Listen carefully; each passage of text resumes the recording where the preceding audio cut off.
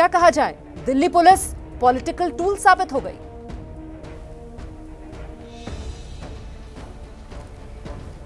Delhi police या कोई भी पुलिस फोर्स जो अपने कार्य में लगी रहती है, ये अब आदी हो गए हैं इस प्रकार के उन पर वार होने के। आप देखिए 26 तारीख को जो दिल्ली में हुआ, 26 जनवरी को, तो प्रश्न उठाया कई लोगों ने कि आपने पहले क्यों नहीं रोका, क्या कर रहे थे, आपके पास इंटेलिजेंस नहीं थे, रोक नहीं पाए आप लोग, जांच कब होगी, जांच कब होगी, जांच कब होगी।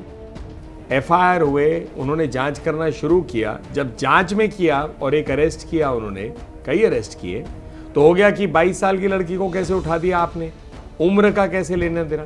तो इस प्रकार के प्रश्न पूछे जाते हैं और एक लोकतंत्र में पूछना कोई गलत बात नहीं है। ठीक है सर, आपने कहा कि 22 साल की लड़की को लेकर प्रश्न पूछे जा रहे थे। मैं बस दर्शकों को ये जानकारी देना चाहती हूँ क्योंकि उस पर संविधान की शपथ में हमने भी चर्चा की थी। आज जज साहब ने भी ये जो बेल ऑर्डर जारी किया है, इसमें उन्होंने उम्र का जिक्र किया है और कहा कि एक 22 साल की लड़की जिसका कोई आपराधिक रिकॉर्ड नहीं है, उसे हम जमानत दे रहे हैं, इस तरीके की बात कही गई है। अच्छा सर, आपने बहुत अच्छी बात कही कि 26 जनवरी की हिंसा को आप भूल गए, तब दिल्ली पुलिस को किस तरीके से कटघरे में खड़ा किया जा रहा था, तब कैसे दिल्ली पुलिस से सवाल पूछे जा रहे थे।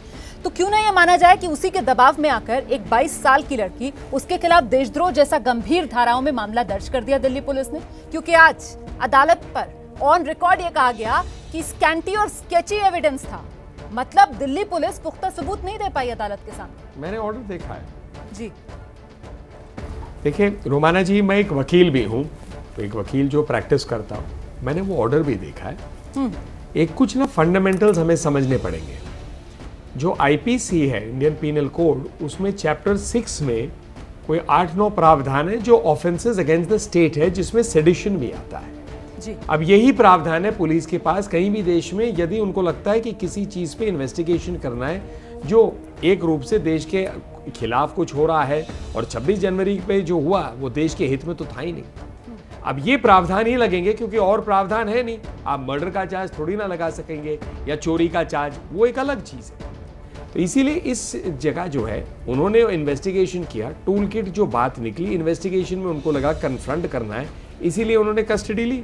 लेकिन कोर्ट का भी अपना रुख है, कोर्ट का अधिकार है कि उन्हें लगे नहीं, बेल इज अ राइट कहा जाता है, नॉट एन एक्सेप्शन। तो अगर उनको लगता है कि दिया जाए, इसका ये तो मतलब नहीं है कि बेल हटने से कि इन्वेस्टिगेशन बंद हो गई या दिशा जो है एकदम वो एक्सोनरेट हो गई है। उनका यदि रोल है, एफआईआर हुआ है, तो पुलिस इन्वेस्टिगेशन तब तक करेगी जब तक वो कन्विंस्ड है कि दिशा का कोई रोल नहीं है, और यदि उनको इस इन्वेस्टिगेशन में कुछ मिलता है तो नेचुरली वो चार्जशीट फाइल करेंगे।